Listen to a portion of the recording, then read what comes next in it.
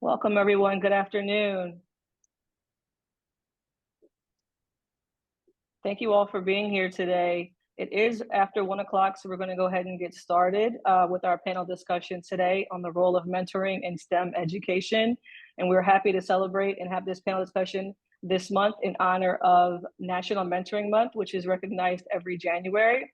And before we get started, I just wanted to remind everyone of who we are, or if you're new and you're not familiar with LS-PAC Model Center, we are an NSF-funded Louis Stokes Regional Center of Excellence, and our focus is to prepare underrepresented students for academic careers in STEM. And we do that through a mentorship model. So we're heavily focused on mentoring, and we're glad to share with you more information about our mentoring program. And you're in for a great discussion from our panelists here today. And we serve students from the undergraduate level through graduate, postdoc, and early career faculty. And we can share with you more information about how to become part of our center, part of our mentoring program when the discussion has concluded. So I would like to introduce our facilitator today, Dr. Emil Petrie. He received his bachelor's degree from Southern University and his master's degree and PhD in chemistry from the University of Washington, where he was a National Institutes of Health Fellow. And after graduating, he worked as an educational planner, a chemist for the EPA, and senior analytical chemist for Ciba-Geigy Corporation. He ended up returning to UW in 1982 and served as the head chemistry instructor with the Office of Minority Affairs and Diversity's Instructional Center. He was then promoted to director, and during his tenure won 2 university recognition awards, and more than 11,000 students in the program earned bachelor's degrees. He then went on to serve as the assistant and associate vice president for assessment, and he's currently in a part-time role as a senior advisor to the vice president of the university. More than 200 underrepresented minority women tutors who Dr. Petrie has mentored earned degrees in STEM majors between 1982 and 2002. His dedication to advocacy and educational opportunity for underrepresented minority, first generation, and low-income students at UW is unparalleled. In May 2021, Dr. Petrie became the 47th recipient of the Charles E. Odegaard Award, regarded as the highest achievement in diversity at the University of Washington. He has long been entrenched in documenting the history of the Office of Minority Affairs and Diversity and has completed a book on its 50-year history scheduled to drop later next month. Dr. Petrie is a member of Phi Beta Sigma Incorporated and has held various leadership roles within the fraternity. And we are glad to have him with us here today. So I will turn it over to Dr. Petrie, who will introduce our amazing panelists today. Thank you all for your attention. Good afternoon.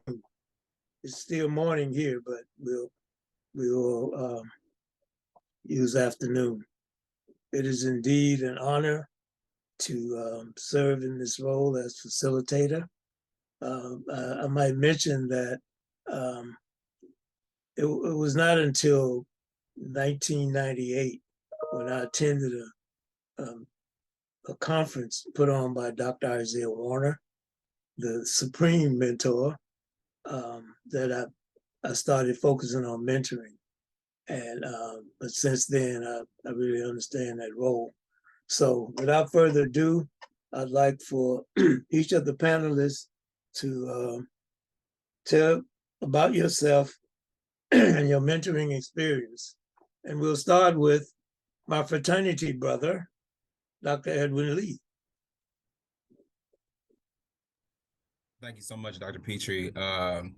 So good afternoon. My name is Edwin Lee. I currently serve as the Assistant Director for Student Academic Success in the Office of Diversity, Outreach, and Inclusion that's housed within the College of Engineering at The Ohio State University. I recognize that that's a mouthful. If I'm speaking about my myself and my mentorship experiences, I am the son of 2 parents who are retired Army officers, as well as retired teachers in public schools in inner city Baton Rouge. From Baton Rouge, Louisiana. My undergraduate work was completed at Louisiana State University. I'm actually a graduate of Dr. Warner's LSTEM program, which set me on the course towards a PhD, and certainly facilitated all of my ability to be where I am today. I completed my electrical and computer engineering degrees, undergraduate degrees at LSU, and then moved on to master's and PhD in electrical at Ohio State. In my current role, mentoring is part of my everyday. It's a student-facing role. I see Dr. Sandra McGuire is here. I worked with her and learned about metacognition in undergrad, and I do all of that with my students today in helping them to understand and grasp how to think and how to problem solve and how to be confident in themselves as learners. And so the mentoring that I received in LS-STEM draws a direct line to what I do professionally today. Thank you. Next, we'll ask Dr. Reed to share her experiences. Sure. So good afternoon or good morning, wherever you are. I am Dr. Tanea Reed. I am the chair of the chemistry department and professor of biochemistry here at Eastern Kentucky University. So my background is in biochemistry, neuroscience, and traumatic brain injury research for the most part. So I got a Bachelor of Science degree in biochemistry from Virginia Tech, then went on to work at the state laboratory doing DNA and biotechnology, molecular biology, before going on to graduate school. Because to be quite honest, I was tired of school and a little burnout when I graduated. And then I got to the real world and I said, I am not ready for this just yet. I need to go back to school. And so I earned my doctorate in biological chemistry at the University of Kentucky, working under the guidance of Dr. Alan Butterfield. And so there, my focus was on Alzheimer's disease research, and then pivoted a little bit with traumatic brain injury. And so my position here is actually my first academic appointment. I've been at EKU for almost 15 years. During that time, I have mentored, I believe the total now is 55 students. It's mostly a undergraduate university, but I've had the pleasure of also being able to mentor graduate students with our previously NIH-funded Bridge to the Doctorate program. And so one thing I will say is mentoring has impacted my life in so many ways. I remember getting my degree and having a PhD in chemistry as a Black female. And I remember someone told me the statistic of, well, there's only 5 Black female chemists that graduate with a doctorate. There's only 5 of you that graduate a year. And I remember I was at a Nobuche conference and I met the other 4. And I'm like, we got to change this. We have to, model, do something to increase, being role models and show students and impact them and mentor them to really engage them in the STEM field and know that this is a possibility. And so one of the things especially that I love as my job is mentoring them in research. I am a first-generation college student before the word first generation was really a thing. All I knew is my parents just didn't go to college. They didn't have the opportunity to go. And so one of the things that I have really enjoyed is that EKU, about 30% of the students are first generation. So I can really work with them because they know that this may be their only chance of going to school. So they do not take that for granted. And showing them all of the careers that are available, even the ones now are things that weren't even an option when I graduated. But it's just knowing the impact that I have on them and being able to guide them from where they are to where they want to be. And that's just such a fulfilling and rewarding experience. Thank you so much. Dr. Grant, please. Thank you so much for the invitation to participate. Thank you. My name is Dr. Crystal Gant. I earned my Bachelor's of Science in biology, a minor in chemistry from Elizabeth City State University, or ECSU, which is a small HBCU in Elizabeth City, North Carolina. During my last 2 years, I participated in the Minority Access to Research Careers program. So I was a MARC Scholars, where I was exposed to research opportunities in graduate school and all of that, everything that entailed. I then transitioned into a post-baccalaureate program at the University of Missouri, Columbia. And there I was enthralled in the graduate school experience, the expectations, how I needed to show up, being prepared to become a graduate student. I did that for a year, and then I shifted into my graduate school career in 2016, where I was studying with a co-mentorship, biomedical engineering, as well as OB-GYN studies. I focused on ovarian cancer and understanding how collagen, the protein, changes as normal fallopian tube and ovaries transformed into metastatic ovarian cancer. From there, I was just really interested in serving as an example, as a support system, as someone that students could approach for assistance and guidance and just help. A lot of the things that I've learned through my journey was by trial and error, and I kind of wanted to prevent that for students, give them some type of update. Hey, this is what you need to prepare for. This is what you should think about as you're considering your own journeys. So right now, I am really interested in diving deeper as I continue my STEM journey. Right now, I'm at MD Anderson Cancer Center as a postdoctoral research fellow, and I'm thriving or learning about immunology, completely new field, but it's in relation to cancer. So in general, I just want to be there for students and help shift how we approach mentorship, how we shift our mindsets in preparing students to transition and flourish in their own STEM journeys. Thank you. Yes, MD Anderson is one of the top medical centers, especially as it relates to oncology. So it's an outstanding program.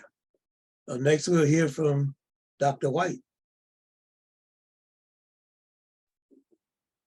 Good afternoon, and thanks everyone.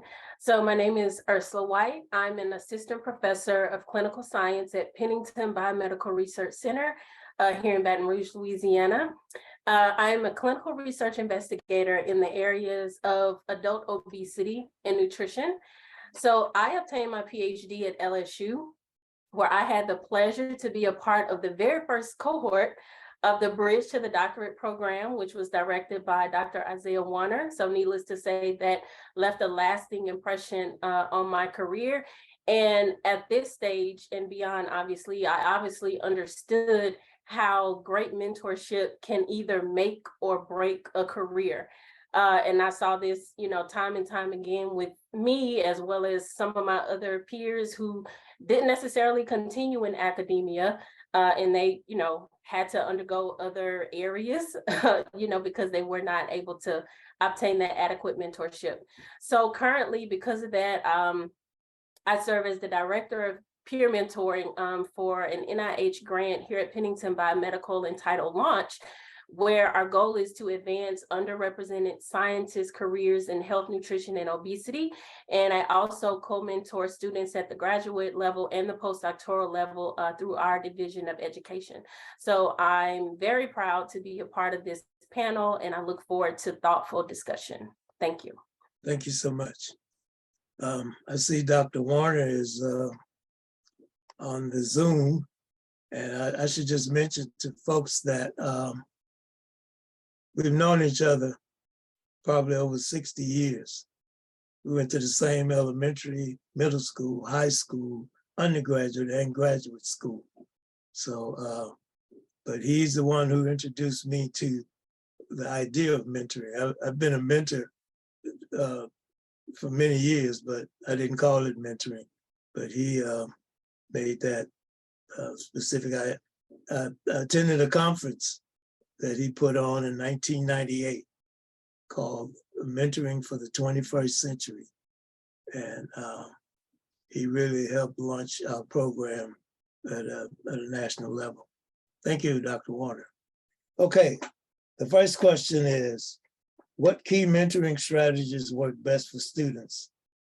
Tell stories, be a devil's advocate with empathy, holding your mentee accountable, looking for the root of what's holding them back.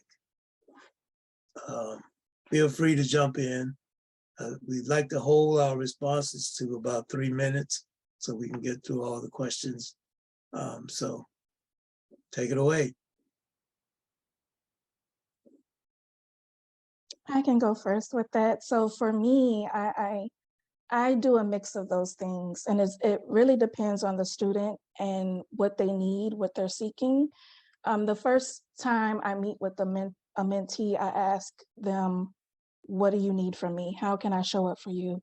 What are your main questions? And I'll do my best to assist you in answering them. I really approach it as a partnership.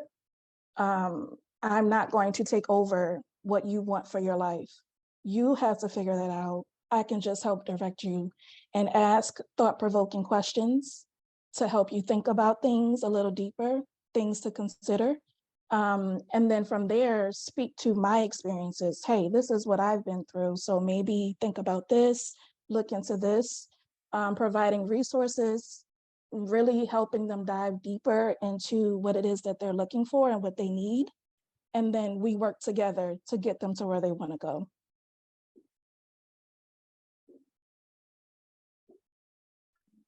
I can go next. So I think one, being an excellent listener. So I think for a mentor to effectively advise, it's important to approach with understanding and really listen to their thoughts and any challenges that they may be having before you jump to providing feedback. Another important fact is not being afraid to be honest and transparent with the mentee. So many times the experiences that the mentees have are those that I've experienced when I was at that stage. So this provides excellent opportunity for me to kind of jump in and provide a different perspective based on my experiences. And so I found that it's effective to be upfront and to sometimes challenge the mentee to think and approach situations differently. Thanks. I think for me, one of the first things I do is I have to first off have a conversation literally that has nothing to do about mentoring. It's just getting to know the student. And so showing that you are approachable is a big thing, because that builds trust. Because if the mentee does not trust you, they are not going to really share what they need, what they expect from the relationship. And it's going to be a very surface level type of mentorship. So building that trust is really an integral part for me. And so we have just a conversation about, who are you? Tell me about you. Tell me about your family. Tell me about, the things that you like, the things that you're frustrated about, before we even get to school or research or what they really need from me. So showing that you are available to them on a personal level, I think is really so important before you get to all of the other things and really establishing a mentoring relationship with that person. Yeah, I'm going to say a lot of the same things as my fellow panelists here. Vulnerability is a huge part of my mentoring style. Letting students know that I have struggled, being open about those struggles so that we can normalize struggling as part of the learning process and part of our process of becoming who we are setting ourselves up to be. So definitely getting to know the student and meeting the student where they are, instead of meeting the student where I might want them to be or might see as a possibility for them, is a big part of it. And then creating safe space. I think many students come from a background where if they fall short of perfection, there is judgment that's associated with that.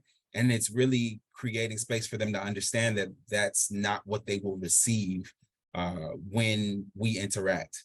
That if an exam went really poorly, you can tell me the score and I'm not gonna think that there's something wrong with you. I'm not going to look at that as being something that's disqualifying. So a lot of this is debunking the perfection myth and creating space for students to understand what to do when things are going awry, and normalizing that process so that they can know how to extend themselves grace. It's modeling grace so they can extend it for themselves as well. Okay, I'm gonna deviate here and ask about imposter syndrome with your students, especially students who are from underrepresented backgrounds or marginalized students. Have you observed this, and how do you counteract it? Dr. Reed, I'm going to volunteer you. Voluntold me? Okay. All the time. All the time. I feel like, especially at the institution where I am, it is a very small population of students that are underrepresented ethnically, but not socioeconomically. And so there is quite a bit of imposter syndrome, of the I'm not good enough. And, you know, I don't even know, why should I waste my time applying for this? I'll never get it. And so the first thing I do is really tough love. Like, who told you that? Because I didn't say it. And, you know, I'm not going to lie to you. So, you know, who told you that? Why do you believe that? And so sometimes with mentorship, it has to be confidence building too, because especially from students, if you are from an underrepresented minority, you may be the only person in the classroom that looks like you. That is already kind of getting at you, getting into your psyche. So that's the first thing we have to do, is we have to have a chat that has just nothing to do about anything, but where do you see yourself, and then show them that you are good enough, just like everybody else. One of the things I really encourage students to do, and I tell them all the time, is that you don't know unless you try. The opportunities are out there for scholarships, research opportunities. How do you know you're not going to get it unless you try? You are as capable or more capable than some of the people that will apply and get this position, because they weren't afraid. And so that's one thing that I really try to instill in my students, is never look down on yourself. You are as good or better than anybody else in the room. Great. One of the great pieces of advice that I got when I was dealing with imposter syndrome in graduate school was from actually my former therapist, who shared that the problem that many of us face is that we try to compare our full-length feature, our deep understanding of our own lives and our own journey, with the highlights from other people's lives. And so when we only see other people's highlights, then we always will feel inadequate. We'll always feel like we're not as good because we don't understand what people went through. So going back to that vulnerability, I share with my students that graduate school is really hard, and that there were times where it looked pretty bleak, and a lot of times where I wanted to quit. So sharing those stories, and I think also naming the fears that they're communicating and calling them out, and reminding students that nobody, you know, cheated to get you in. You know, nobody gave you something that you didn't deserve. Like, you earned your place here. And it's even walking up to the fears that I know the student is dealing with them. So many times when I'm working with a student, we're trying to unpack why, let's say, a class isn't going well. It looks like a lot of imposter syndrome things. It's a student who's not reading the textbook for a class that they need to read the textbook for. And a lot of that is a lack of belief, because when you have that tension and anxiety that comes with reading things that you don't understand immediately, it makes you practice avoidance. And so it's me intimately knowing that from my own journey as a student, and then sometimes asking them to take the textbook out, because there's nothing but English on these pages. And just because your background is not mine, I can decipher what's being said, even if I don't know exactly what all these words mean. So sitting down with them sometimes and going through the text and saying, what does this mean? And showing them how to do it to remind them that they have the skill and the ability, that it's all there. They just need to choose the right practices and embody the right behaviors. And those things help them to see the good results that come with that kind of dedication. So I'm glad you brought up textbook. That was one of the things that I emphasized to students. In fact, when working with students, I could tell whether they read the textbook or not and get on them about it. So we'll move on. I don't want to editorialize too much. I want to make sure that everyone get a chance to speak. I can hop in here. So definitely both to Dr. Lee and Dr. Reed about vulnerability and affirming them and encouraging them, but also letting them know, listen, I still suffer from imposter syndrome.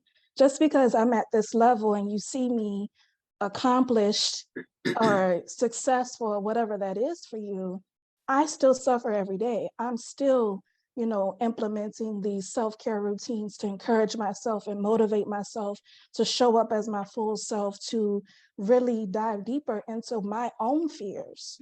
So it's like, yes, I see you. I'm suffering too. Here's what I do. Here's what I practice to try and get my own motivation, my own encouragement, my own confidence up.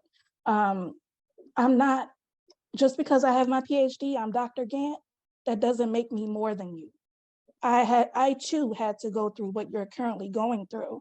So you see me, I've made it to this point. You can also make it to this point. So stay focused on the goals and just being there with them in the trenches and showing them, hey, try this. Did you try this? Like just being there for them. I think that's really important. Thank you. Yeah, so ditto to all of the excellent thoughts from the panelists. And I'll just point out here that this highlights the importance of programs such as LS-PAC models and other organizations, because just because you feel like you're in isolation at your specific institution, when you get out and you see that there are other successful individuals who have traveled the path that you're currently traveling and have obtained success, that is motivation. And so just being in the company of others who can offer insight and who can offer, input as you challenge, as you undergo these specific challenges, I think is very important. So surrounding yourself by others who are successful, via these types of initiatives, I think is another key strategy. Thanks. Great, thank you. I might mention that sometimes students, I don't know whether it was a compliment or disrespect, but they would say that if Emil can do it, then I know I can do it. Okay, next question. Can you share your mentoring style with a practical example?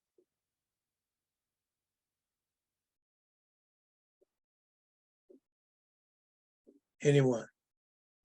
I can jump in. So this was recent actually. So I had a mentee and she was preparing for her graduate school applications and she was really nervous about, being prepared, putting in the right pieces of information to get her the interview. And then once she got the interview, getting through that and people wanting to invite her to join the program, which was her top choice. So I just reflected on where I was at that point, what I was worried about when I was applying for graduate school, which was not that far away, but a lot of things still changed since then. They have additional requirements that I didn't have to submit. So, just being mindful of the changes and what's in addition of what she had to do. And then we just sat down. Okay, first step, did you make your list? What are your top institutions? What are your top choices? Why do you want to go there? Okay, you want to go there for this purpose. Okay, what's most important to you? Is it the school name? Is it the type of research that is being completed? Is it the program? Is it the location? Do you want to be close to family? Do you want to be far away? Like just trying to set like boundaries and figure out what it is that she was looking for in her particular program. What plans that they have in place for incoming grad, things like that, just helping her think those through. And then from there, helping her with the application materials. So asking her, what is it that you want these people to know about you? The committee is looking for this, this, and this. How much are you willing to share about yourself, about your struggles, about your fears? How vulnerable and transparent do you want to be in your materials? So she thought through that. Then she sent me, drafts. I read through them, gave feedback, and we just exchanged back and forth until she felt comfortable. Hey, I feel okay. This is the final version. Okay, cool. Go ahead and submit. You're ready. Then she informed me that she got the interview. I was excited. I'm like, oh my gosh, that's great. So I'm helping her prepare for that. Important questions that might come up, things that she needs to mention. And then from there, setting up mock interviews. So people that I am connected to that can assist her in looking out for what these programs are looking for when you're going through an interview. And then she had an interview, killed it, and then she got accepted into her top choice. And I was really excited because I'm like, I helped contribute to that. So I think just putting yourself, like we all been saying, just putting yourself where you were at that particular point in time and what you wish you would have had, the support, the mentorship, things of that nature to get you through that process. Thank you.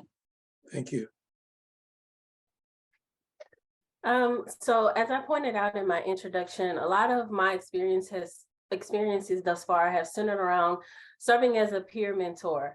So a common experience I've encountered is when there's a student who's interested in a specific research path that may not necessarily align with the primary advisor's ideas, or when there are personality conflicts between the student and the advisor.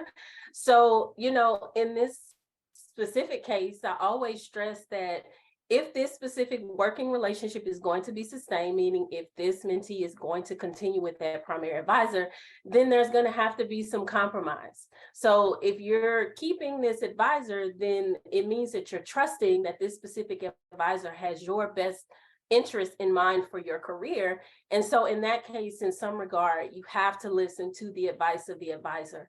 It's always possible down the line to change a research project. You can implement parts of what you want to do into your plan later on, once you have a little bit more, independence. And in terms of personality conflicts, this is often a stage where mentees have to learn the art of communication. And so I push that. You're not going to necessarily get along very easily and fluidly with everyone that you come across. That's kind of a life experience.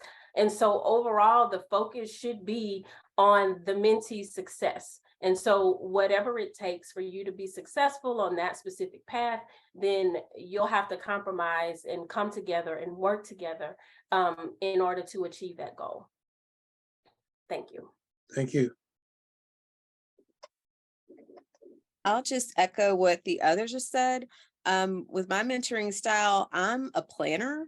And so one thing that someone told me is that if you are a good mentor, if you have a good mentor, they will be your mentor for the rest of your life. And so that's what I always tell my students is after you graduate, you can't get rid of me. I'm showing up at the wedding. And so one of the things we do is we talk about their goals during our first conversation and learning more about them as a person. And I have them go make a 5-year plan.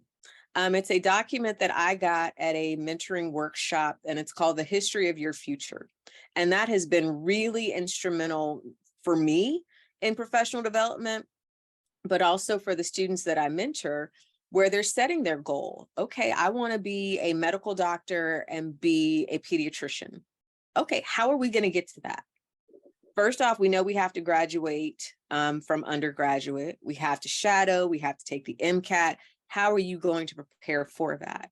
So they can really logically think out and have it in front of them, all the steps that I need to take to reach my goal that I want to do. And one thing that I always tell students, it's fine if you change your mind. I know when I did that exercise for myself, 5 years later, I am not doing anything that was on that page, and that is completely fine. But the one thing I want them to understand and think about is planning for the future. You have to have a plan. If you don't have a plan, it's very difficult to reach your goals. And similar to what Dr. Gant said, once we plan for the future, then we can start thinking about the resources and the experiences you're going to need to get to your ultimate goal. And what I do is I work them so I can be of assistance to tell me, how can I help you achieve your ultimate goal? Yeah, that reminds me of a book that I read called The 7 Habits of Highly Effective People.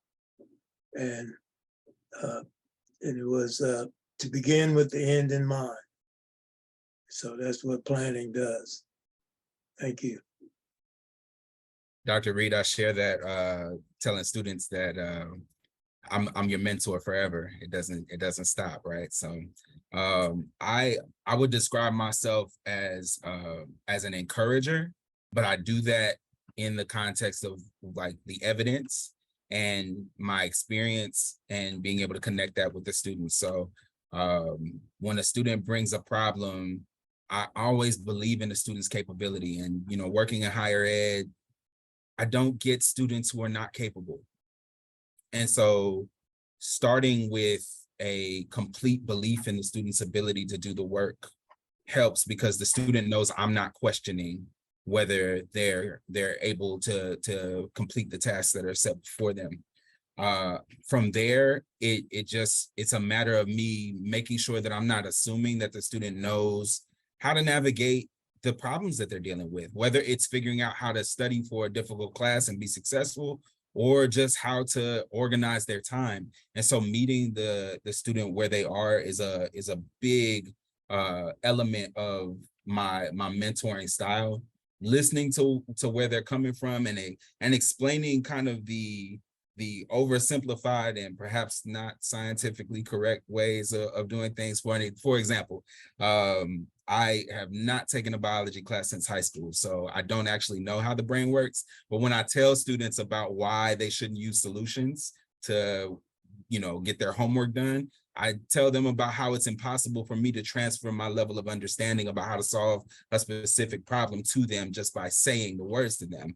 You can illustrate the fact that you're almost, creating what I like to think of as well-worn paths in your neural network, if you will, because again, not biologist, I don't know the right terminology, but I create that path through my practice of problem solving. And I can't just give that to you. That's a path that you have to create in your own mind. So breaking down, what it looks like for a student to really think through problems and why it's good to learn how to do it on your own without just looking at what someone else has already done. And it's also just thinking about how the student feels and where those feelings come from. So explaining that if a student has practiced avoidance on a regular basis, that our bodies are complex. They learn, they keep score. So if every time you sit down to do homework, you let yourself feel like you have an inability to do it just because you run into some trouble, your brain learns that this is a panic situation. And no wonder you don't want to sit down and do this for a long period of time, because your alerts are going off, right? So you have to calm yourself and remind yourself that there are other resources that you can use and that you can ask a question and that you can think through it a little bit differently, or then maybe you need to take a break. And by breaking those things down, it just creates space for the student, again, to feel safe. And that's, I think, the most, I think it's just at the center of what I do in my work with students. Yeah, you learned well from Dr. McGuire, Frat. I did.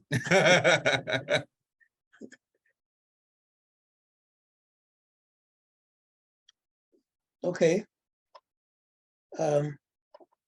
Touch on students' negative and positive behaviors during mentoring sessions based on your encounter with them.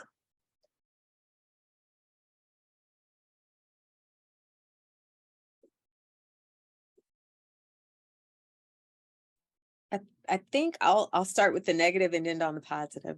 So I think sometimes the negative can be, the loss of enthusiasm. When you start a mentoring relationship with a student, it's all sunshines and roses for like the first 6 months. And then they get busy, you get busy. And if you're not careful, that can really wane over time. And so making sure that you are consistent. What I do is I always set up a schedule with the student based on their academics. I always tell them academics come first. If you have a test, we are not meeting. Your focus should be on that test and your academic effort, because that's going to prepare you for where you need to be.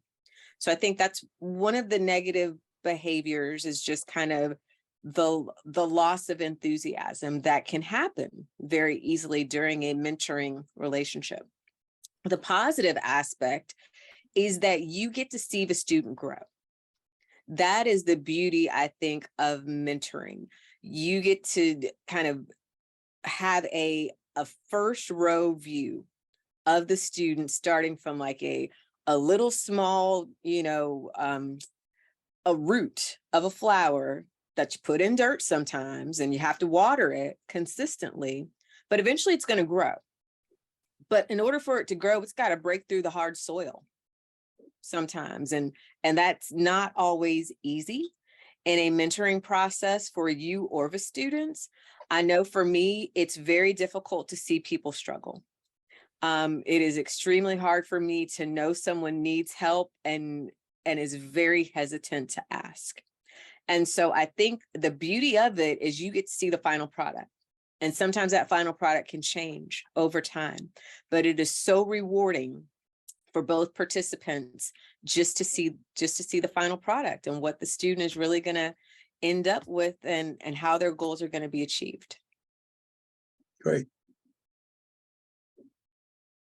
I think if I had to name a negative behavior, it's when students believe that there are aspects of just their life as a student that will disqualify them from support.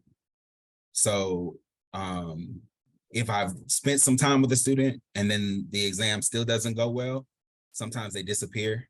And that's disappointing, because I always try to say in a meeting, hey, if it doesn't go well, we can figure it out. That's not too big for me. So it's fine. Just come back and we'll work it out. But sometimes, you're working through so much of your own struggle with your conception of the difficulty that you're having.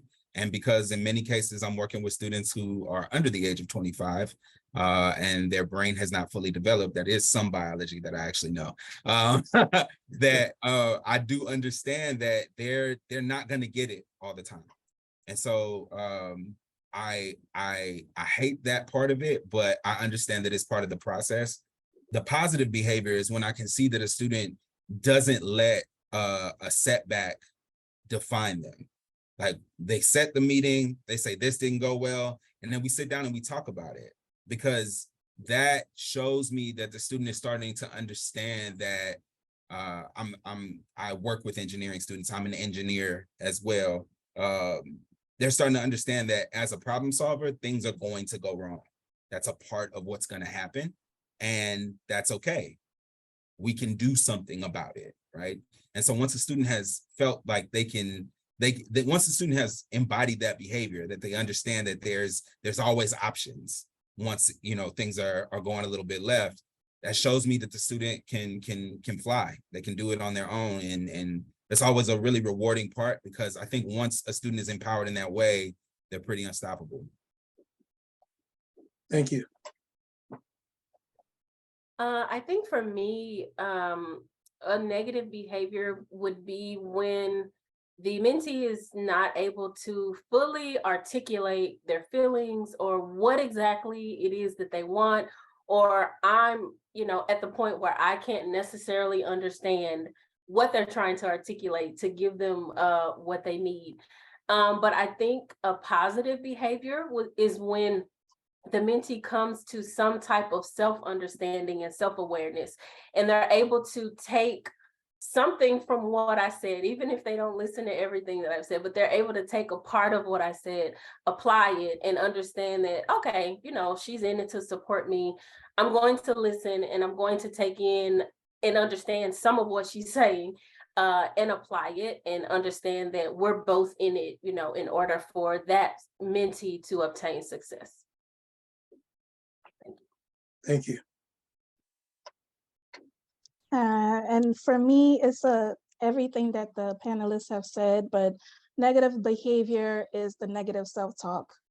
You know, even when we're not on a call or a meeting with one another, the things you tell yourself that convinces you that you're incapable or that you can't or you won't, and then allowing the circumstances around you to dictate how you talk to yourself. But then the positive behaviors that I've noticed with mentees is them starting to flip that, you know, taking control, standing in their power, feeling confident. No, I could do this. Here's what I need from you, like being able to articulate what they need, what they've realized about themselves, and then basking in that and being okay. That's always a nice thing, as Dr. Reed said, Dr. Lee said, even Dr. White, just seeing their progression and their growth as researchers, as students, and as people, individuals. So yeah, thank you. Thank you. Okay, I think we are close to our time limit, so I'll ask one more question. And it is, what motivates you to mentor students? I guess I can start this time. So I think the biggest motivator for me is just remembering what it was like during the various stages of my career and what a critical role both good and bad mentors have played, right? So bad mentors, understanding what not to do, and obviously, you know, understanding what to do with good mentors, but understanding that critical role that they played during my advancement to the next level, and understanding that my career could have gone very differently if it would not have been for good mentors. So that's always a great motivator, to understand that mentorship is essential. Thank you. Absolutely agree with that. I think for me, you know, going through my journey and going through the things that I've experienced, it's my duty to reach back because somebody did that for me and they're still doing it for me. No matter what phase I'm in my career, I'm still learning and being mentored. And based on what I gain, the knowledge, the insights, I can pour that into somebody else behind me and help them as they're navigating their careers and their journeys. So I feel inclined, it's a passion of mine to pour back into the next generation and assist them as they're navigating. Thank you. Paying it forward. Thank you. I think for me, it's what motivates me is I want to see change. I want to see more people that are diverse in the sciences and industry, so that when we have, you know, these little 5-year-old students going around to DuPont and all these institutions, it's going to look different. They're going to see people that look like them, and that makes such a difference for a student to say, oh, well, you're teaching this class. Oh, wow, I could do this. And I think that's really what motivates me, to know that I can be a part of the change that's going to happen, so that no one has to be the only person in the classroom that looks like you. We don't have that anymore. And so I think that's really what kind of motivates me and drives me, is because I want to see myself reflected in the future of the scientists, and just to have it more be broad and open to people that right now don't think that it's open to them, and just wanting to make sure that we can see that change and to be kind of the change agent to make that happen. Thank you.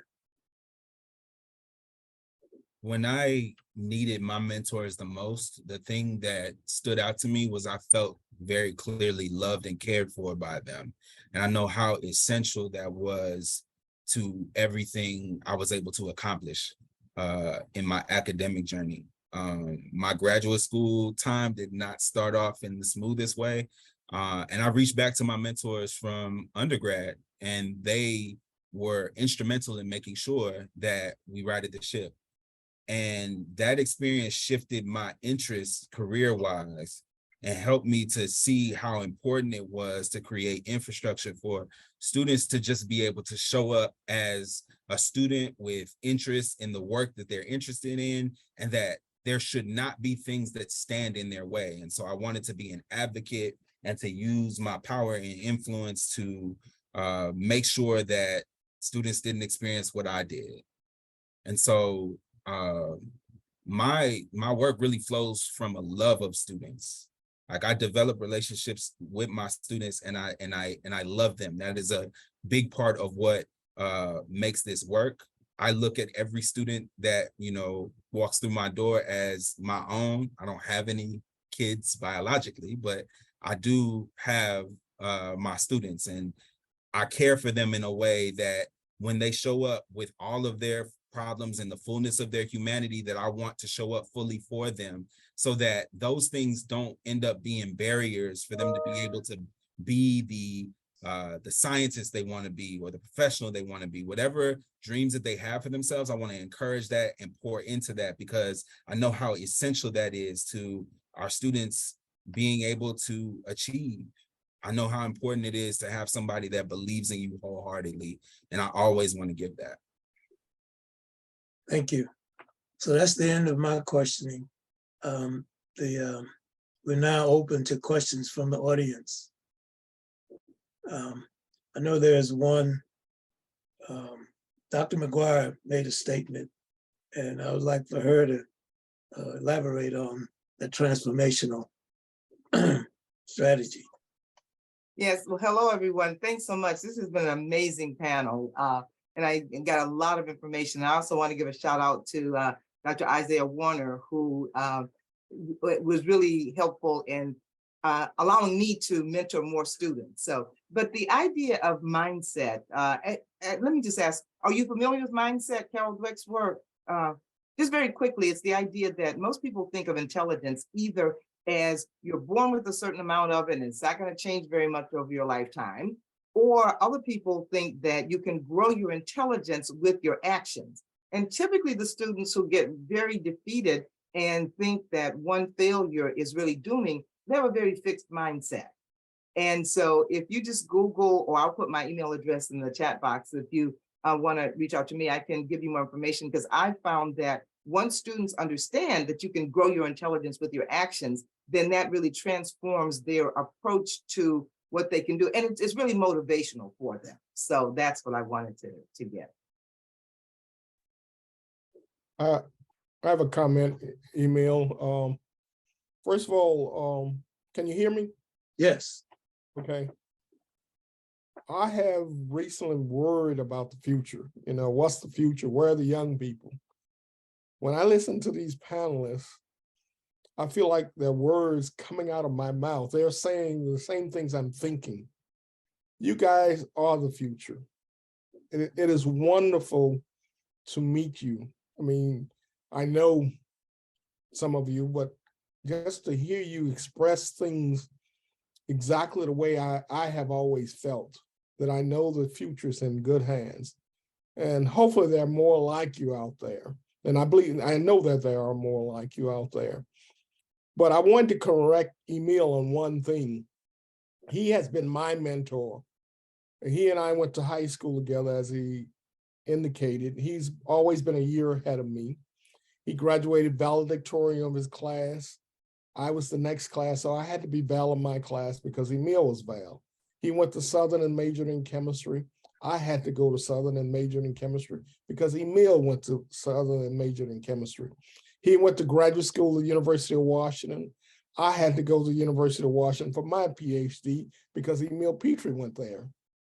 And you may not remember this, Emil, but my first year in graduate school, you introduced me to the Learning Center. That was the beginning of my mentoring students. I realized that I love working with students. I love to see students progress, to the point that not only did I go to the mentoring center, students started coming by my office, you know, and my advisors asked me, who are all these students coming by your office?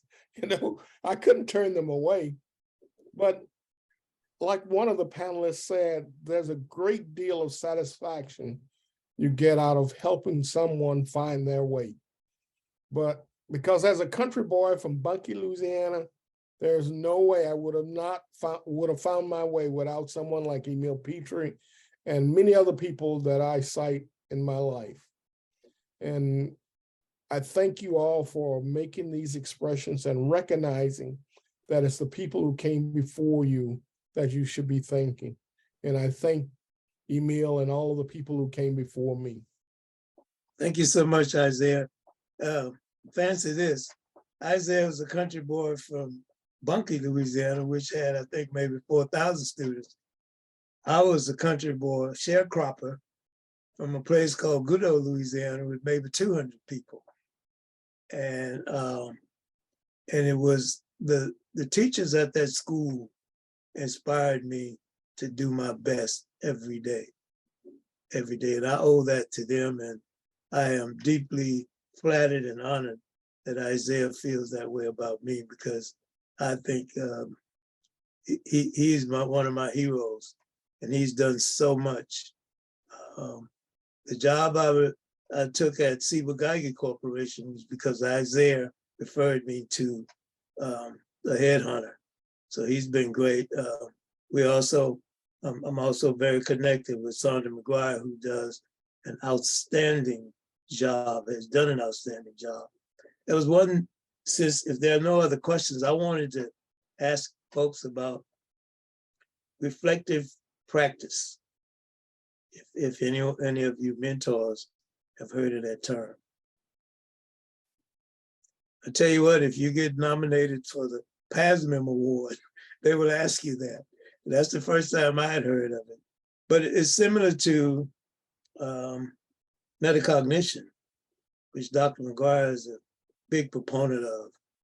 You know, you perform a task, you assess it, you think about how you can make improvements, you implement that improvement, and you just keep going through that cycle over and over again.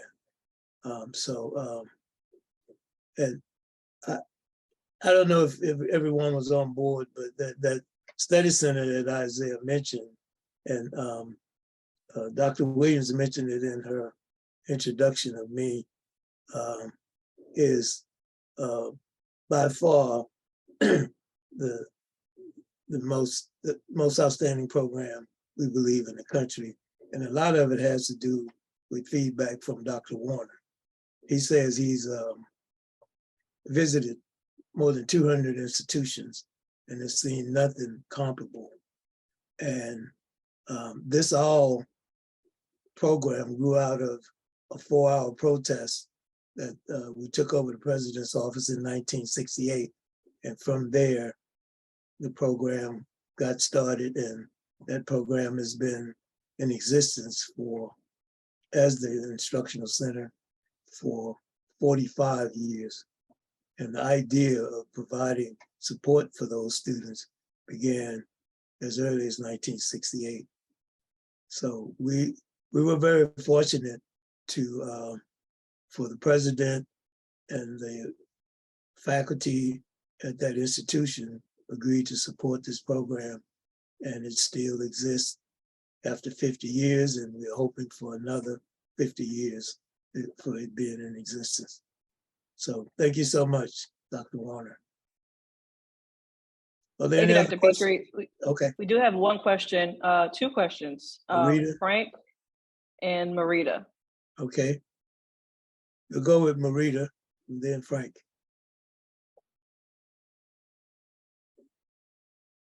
Hi, good afternoon, good morning, wherever we are. My name is Marita Abram, and I am an associate professor at Sinclair Community College in biology, as well as the LSAM principal investigator for Sinclair. And so this conversation is so important to me, as well as many of my respective colleagues who are online today, because at Sinclair, we've worked really hard to really develop a mentoring program for our LSAM scholars that really leads to the measurable outcomes.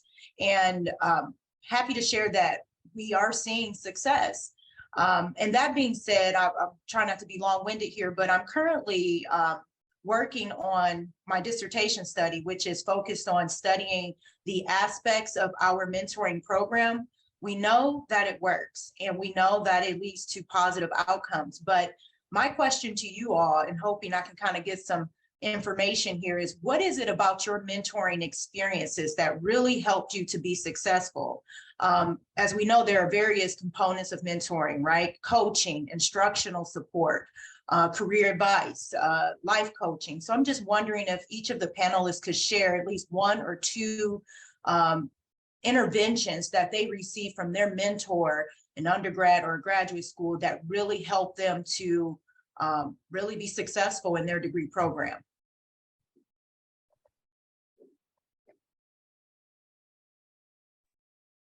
I think I can speak to this because I'm recently, I just graduated with my PhD last year.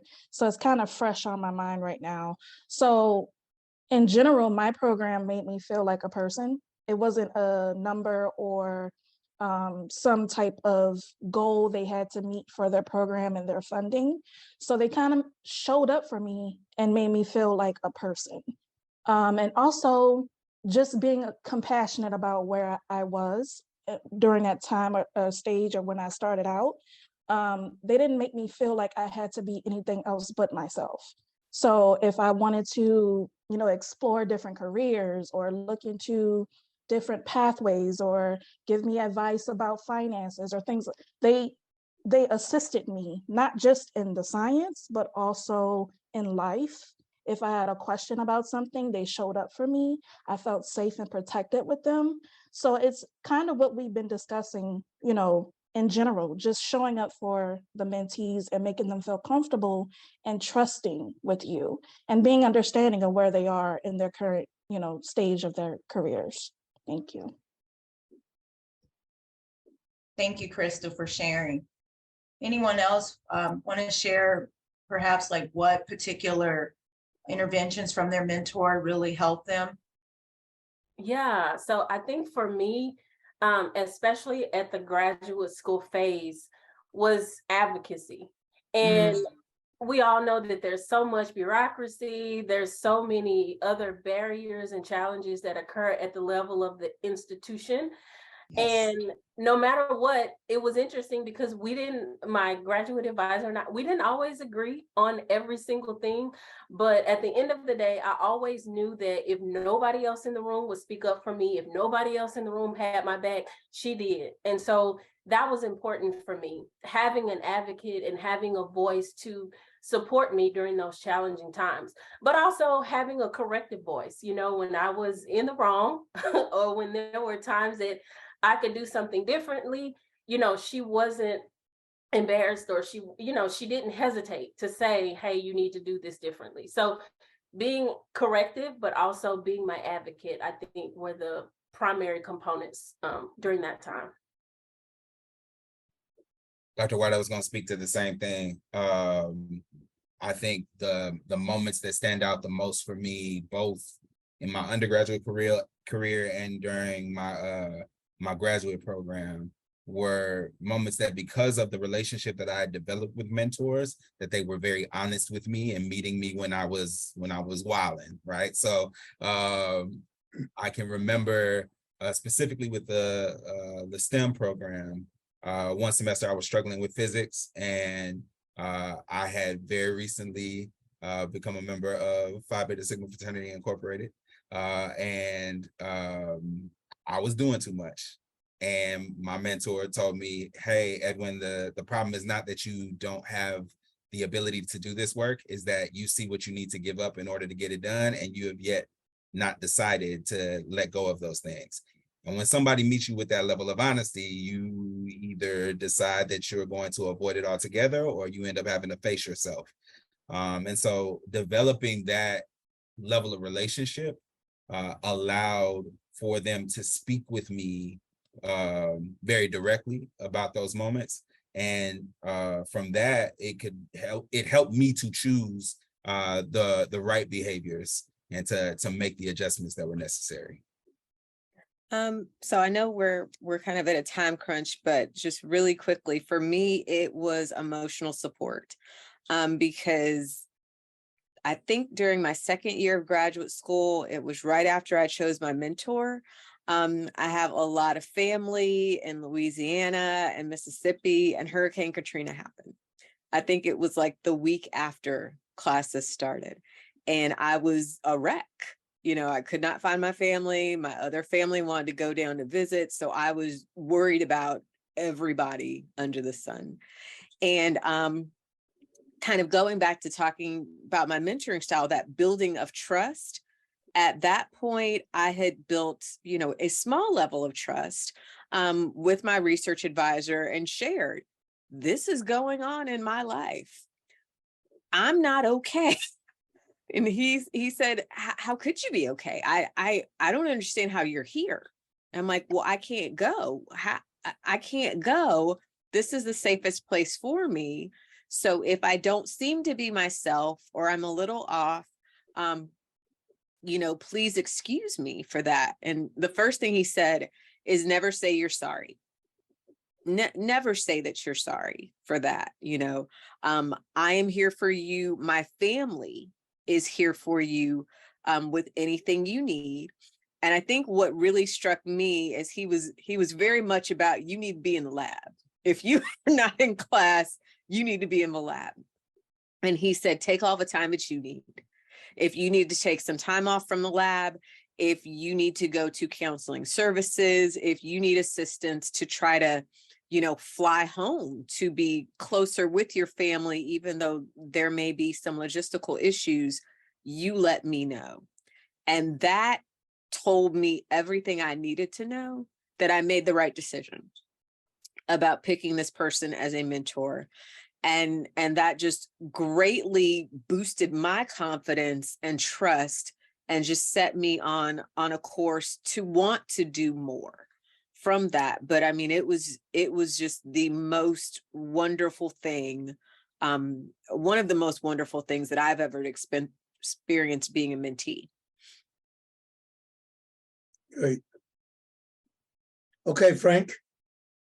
All right, thank you so much. My name is Frank, a second-year PhD student at LSU, and a GA to this great center. I have two questions. My first question is to the panel members: have you, at any point in time, requested for external support when dealing with students? And then, for my second question, I want to know if any you share your experience when dealing with these three group of students, if any: international student. That's the first one. Two, introverts. And the third one, special needs student, with specific reference to students with learning disabilities. Thank you. So start with your first question again. And let that be answered, then repeat the other ones.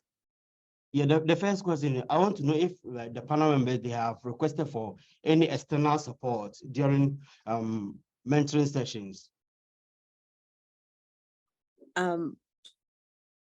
Yes, I think, okay, yes. So at EKU, we are not an R1 institution, so we can actually apply for area funding through the NIH. I've been very fortunate to have area funding, and so what that does is it allows me to perform research with students, and it also helps me to have time to mentor them, like I would want to.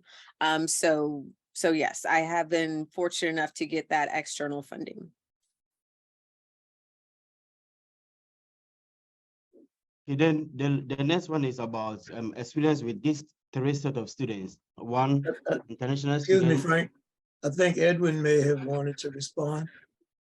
Yeah, so really quickly, I didn't take the external support as a monetary thing. I do work with other units at Ohio State to support students. There are some issues that are outside of my ability to meet the need of the student. So our counseling and consultation services at Ohio State play a key role in our ability to offer student support with their day-to-day. And then looking at ways that I can collaborate across the university structure. Building a team across the institution really does help to cover a wide range of student needs. And so making sure that I'm, networking and working with students or working with my colleagues across the institution helps to garner that support and be able to meet students in terms of their financial needs, their mental health needs, all of the things. Yeah, Dr. Lee, I had the same sentiments actually. So at our institution, it's actually part of the requirements that you have a multi, I guess, investigator mentoring team. So it's not just limited to one mentor. So you're always able to get perspective from others. And it's often encouraged to obtain a mentor who's external from the institution so that you have a different, perspective. So that's definitely encouraged.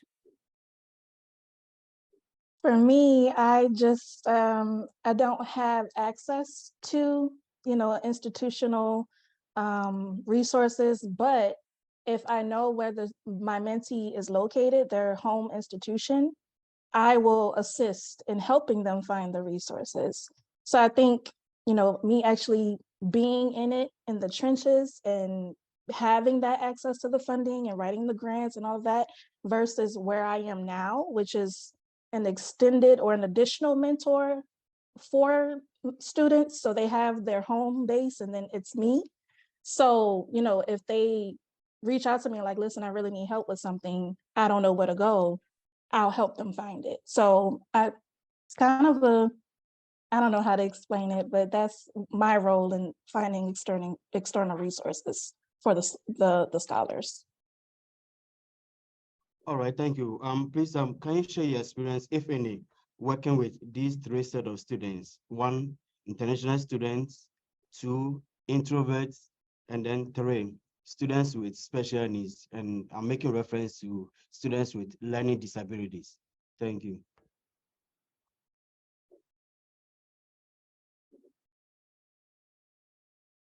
I'm thinking hard.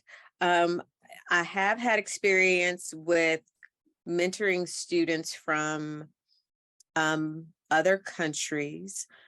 Sometimes that takes an extra step because there may be a language barrier, a difference with communication. Body language can mean one thing to one culture and something to another culture.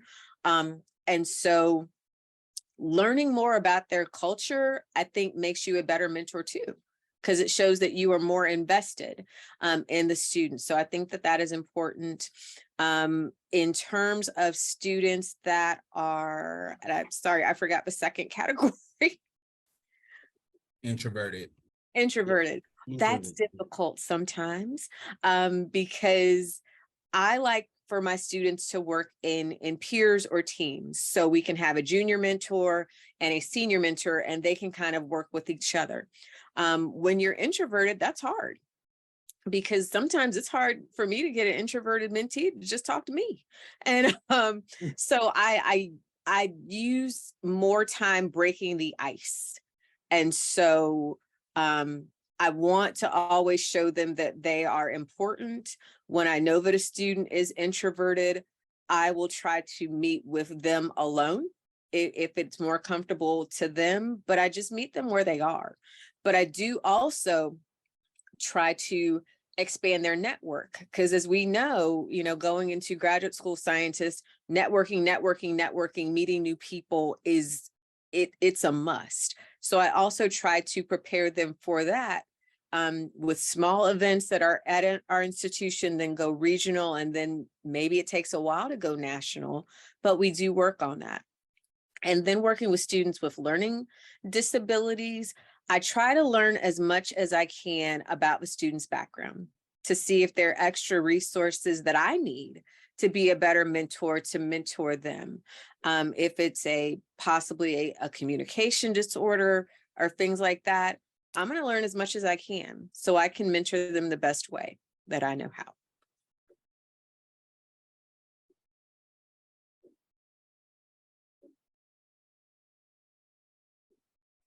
Yeah, I share those sentiments as well. I think a lot of it is just having the energy of wanting to meet the student where they are, and understanding enough about the landscape at the institution at which I work to know how to pull resources from areas where I don't have a level of expertise. So an example of that is, thinking about a student who is needing to connect with, say, disability services to get accommodations, and recognizing that sometimes students don't believe they deserve access to those things. And so speaking against the part of them that tells them they shouldn't be accommodated, they shouldn't be cared for, helps to meet them in that area.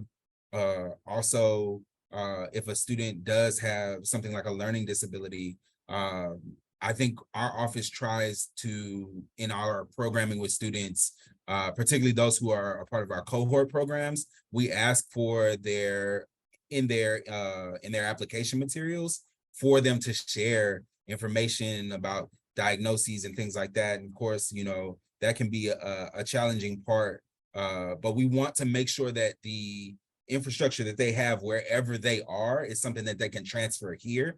And we want to create space for students to be safe in sharing that. And that really does start with the ability that believing however the student is showing up, that they have the capability to be successful.